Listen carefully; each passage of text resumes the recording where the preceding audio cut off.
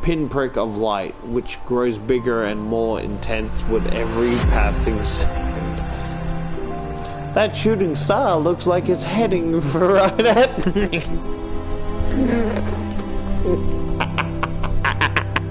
Just the fucking quick turn of the fucking Omnitrix.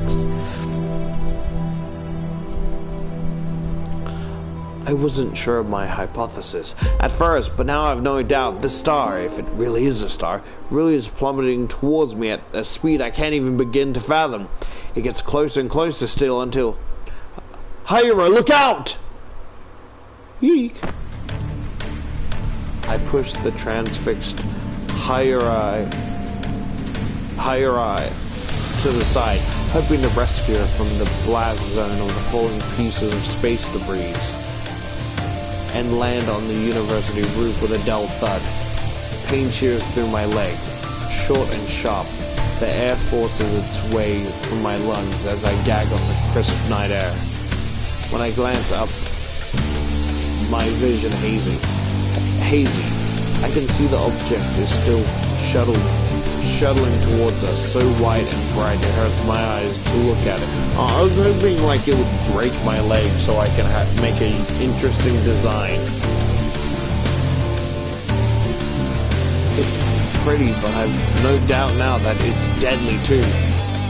I'll not be able to escape its blast zone, not on my injured leg, but maybe Hira can. That seems like wishful thinking on impact, but this thing will sure leave behind a massive crater. I don't want to abandon hope. You have to run! Hira, get out of here! What? But what about you? Leave, bitch! Leave me be! Let me die in the grace of... Insert whatever religious remark. I'll be fine. You go on without me, please. Hira, I say, but I can't finish the rest of my sentence. I feel something collide with me, knocking what little air out of my lungs, which still remain. I cough, choking on nothing. My head smacked against the roof with another thud.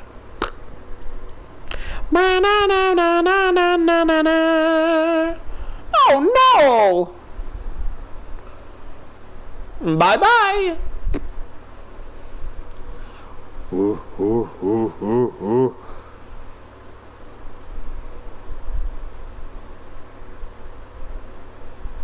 Then everything goes black. Are you alright, Haru? What? I blink groggily, then finally, after what seems a small eternity, I open my eyes and my leg's missing. It seems my wish has come true on this star. My head is throbbing something fierce, and Hira's panicky voice isn't doing much to it. It surges, it's aching. My limbs, meanwhile, feel very heavy. My legs in particular. What the fuck in the world happened? I remember I was standing on the rooftop looking up at the night sky, but next... You don't look too worried. Oh, thank goodness you're alright. I was so worried about you. You were out cold for ages. Really? I frowned. Define ages. Fuck. I can't rightly say. I was in such a state I wasn't keeping track of time. It felt like a long while. But now that I think about it, maybe it was only a few minutes. You were so still, though. You look like a doll. Or a corpse. Hira shudders. Still, you're awake now. And that's all that matters. How is your head? Does it hurt? Shut the fuck up.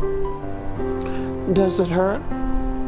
A bit, yeah. I feel pretty funny. I should be alright, though. Let me try to sit up. I make an attempt to sit up. Huh? It's to little avail. What's going on?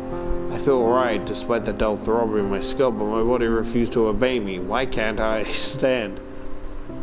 I haven't lost the use of my legs, have I? They feel disconcertingly numb, but at least I can feel them. That has to count for something, right? I can see well enough, and my vision isn't blurry. As for my legs, however, I look up, my brow forward, and... Please don't let it be titties. Oh! Hello!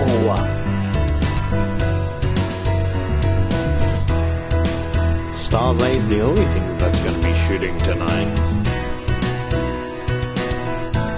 I can help. Stars ain't the only thing that can shoot a trail.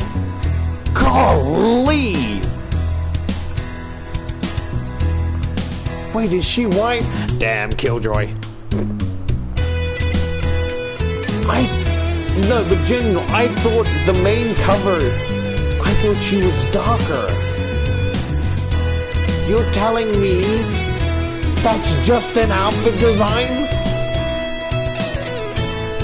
You fucking cock tease.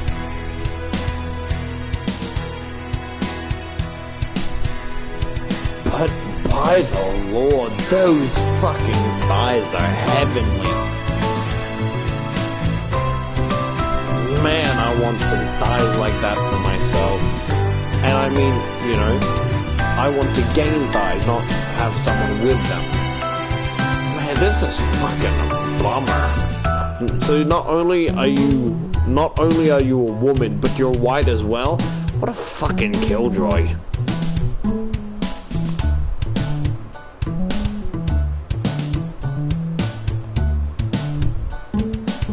But fucking hell, those thighs are out of this world.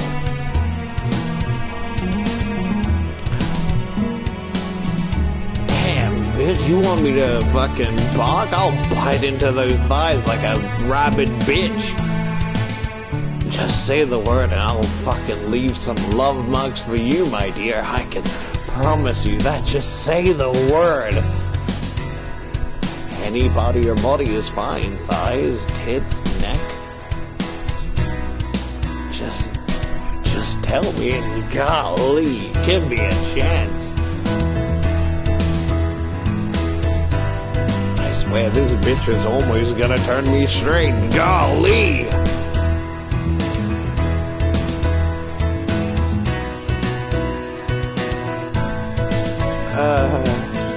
A single exclamation falls from my lips. It's only a single syllable, but it communicates my surprise better than any essay could. Now I see why my legs feel so strange.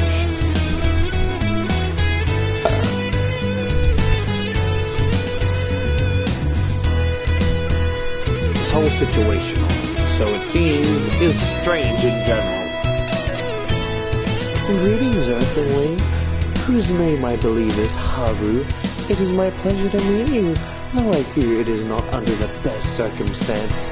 I must apologize profusely for running into you. I only hope I have not caused you too many problems. The only problem is this fucking erection that's killing me.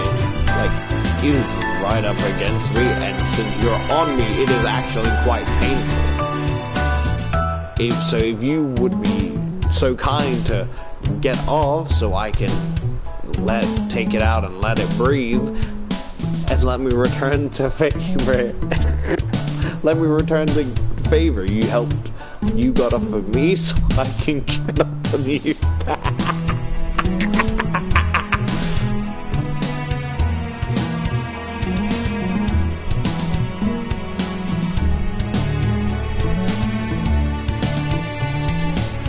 I read that right?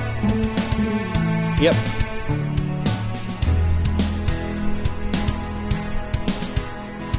There's somebody sitting on top of me. Quite a distinctive somebody at that. A woman is perched on my lap, and her plump thighs displayed, pinning me in place. So I assumed she's on my back, like I was trying to push Hayurai out of the way. So wouldn't it make sense that she's on my back rather than like on my lap? So I was out for minutes and this bitch just sat here.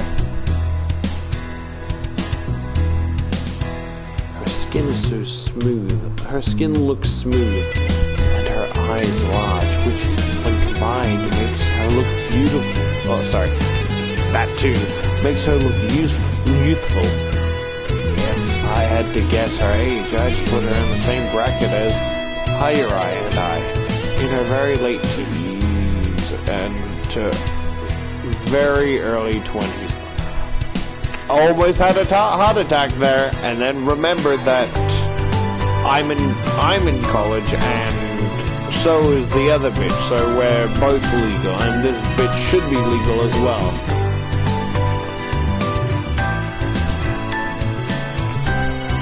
Maybe she's 21, 22. It's hard to say with certainty. Her hair's long and pale green, like sea foam. It falls off her shoulders, fluttering in the cool breeze which bites through my coat and shirt. I actually am struggling with hair designs because when I try and do hair design, it's kind of fucking up. Though it's a cold night, this woman has forgone practical attire.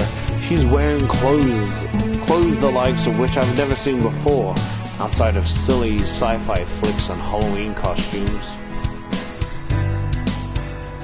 Speaking of Halloween, she can give me a trick and I'll give her a large treat. I'm not even sure how to describe her getup. My aching head and general disorientation isn't helping, but if put on the spot, I guess I'd say that she's enticing.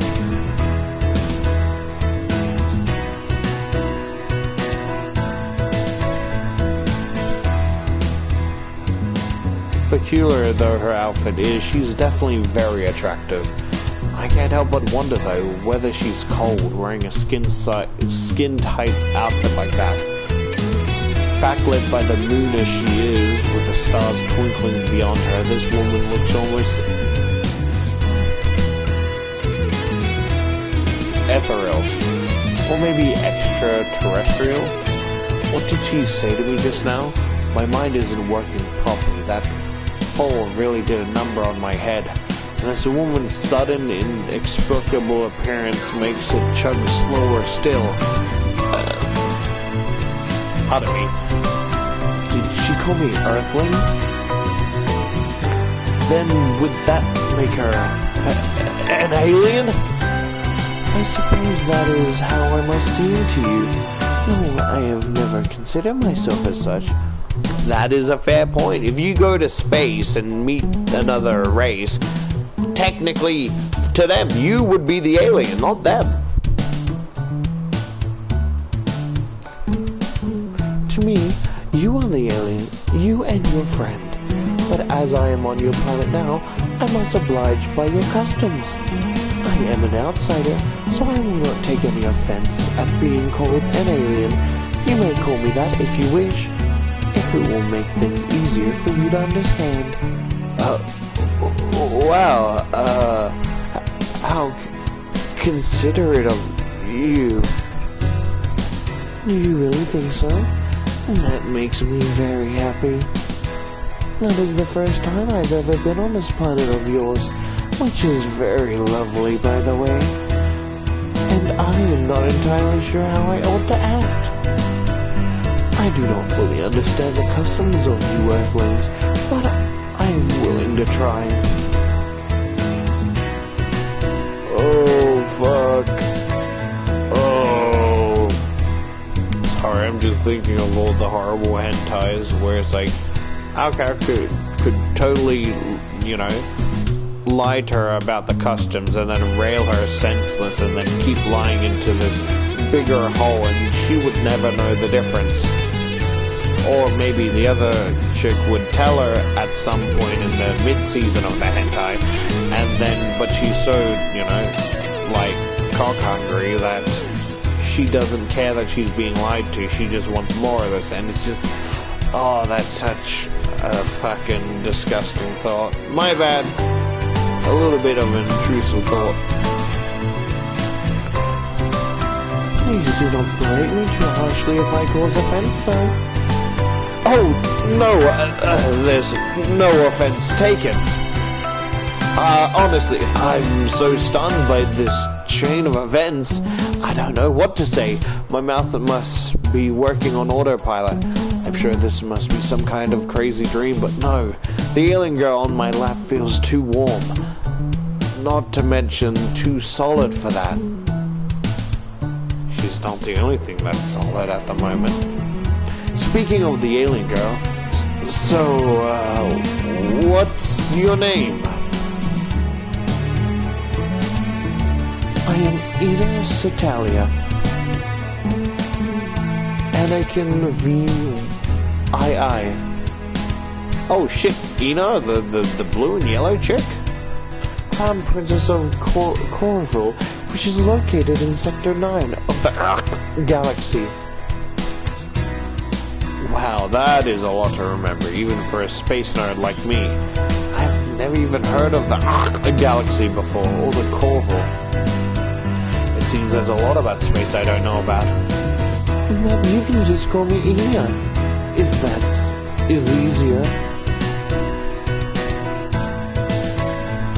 I'm tired of the restrictions of my home planet and my duties as a princess, so decided to go on a jaunt through the galaxy to find somewhere more hospitable, I suppose you could say. I've heard good feelings about this humble planet of yours, so decided to come here. Well, that's the first mistake, bro. Fucking return back where you came from, because you don't want to be here. I've seen enough, like, NTR to know how she would get abused. Actually, no, I haven't seen enough NTR, because I barely watch it. I fucking hate that category. I'm not even gonna get into that at the moment of how I fucking feel about it.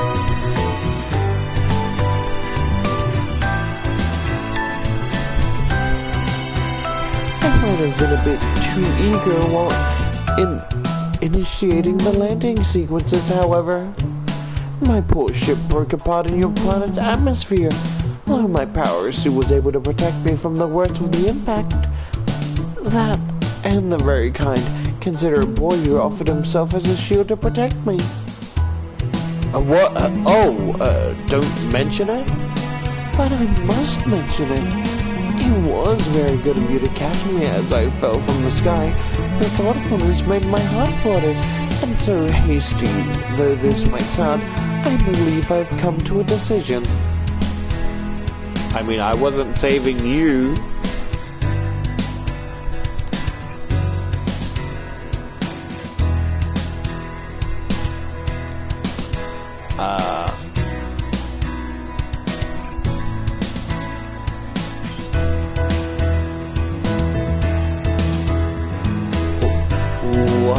What? I'm tired of being Corville's princess. I'd rather stay here on Earth and become your bride. Well, I can't say that I'm not too surprised, but...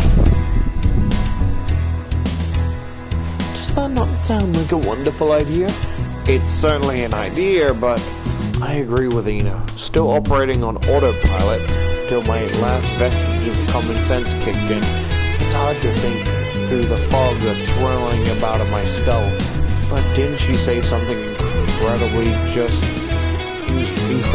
then? Wait, my brow furrowed.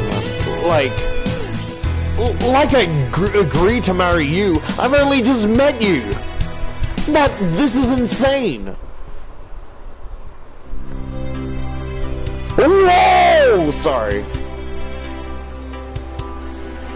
I guess I thought she was like the same tannish color, like the bitch on the right, but I guess she has some tan to her. I just thought she was like a lot darker.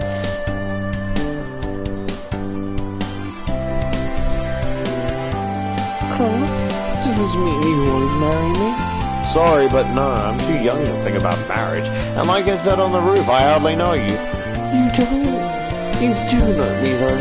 You know that my name is Ina Ina Cecilia Anakin VII, and that I am the Princess of Corval.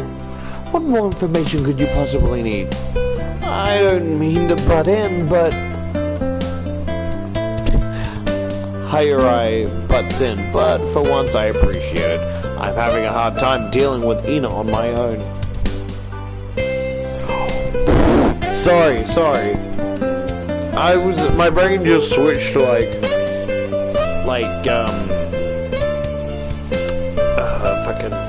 like the other Ina in this like attire with like the blue and yellow, and I was kind of taken. I always fucking got flash banged in my own brain because the character is supposed to be blocky, not with a curve, so it's almost like a fucking flashbang. Like, wasn't expecting that. She might even be clingier than Hyra herself, which is saying something. You say you are an alien, yes? Yes, that's right. And you come from another planet? Indeed. Wow. Hyra leans back on the couch, her eyes wide. That is really amazing. I always knew there were intelligent life forms out there. This is really incredible. I'm so glad to meet a fellow extraterrestrial. It's nice not being so alone. A fellow? Ina tilts her head. Ascadus? Are you not an Earthling yourself, Hyrai? I have reason to believe so, yes. Though I have parents on this planet who have raised me since I was a child, I do not think they are related to me. I have good reason to believe I was adopted, though my parents will not confirm my theories. They always tell me not to be so fanciful, like I'm saying all this without proof. It's kind of tiring. Hyrai sighs, then shaking her head. But enough about me. We should be talking about you. I'm really happy to meet you. I hope we can become good friends. Me too. I would like some companions. Now I have arrived on this planet. I've never before left the galaxy. But I do have some knowledge about Earth. I've seen some of your shows and read some of your books. And I have sorry, my back is itchy. I can't reach it, fuck. And so I have a smattering of knowledge about your ways. Oh, really? Now this is an interesting piece of news to chew on. How were you able to get your hands on all that stuff? I had it imported. Traders make frequent stops upon this planet, so I've heard to buy goods which they resell in Corval for marketed up prices. Sorry, let me try that again. I've had it imported. Traders make frequent stops upon this planet. Also, I've heard to buy goods which they resell Corval for market up prices. Few people can afford Earthling entertainment, which is highly prized, but currency has never been an issue for me. I am the daughter of Anakin family, after all. Right, so is this how you learn Japanese?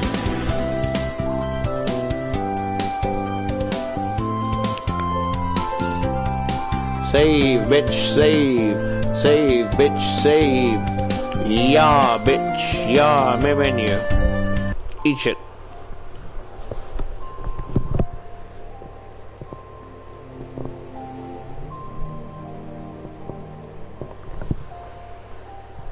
I just thought I'd get a head start on this thing to keep me busy.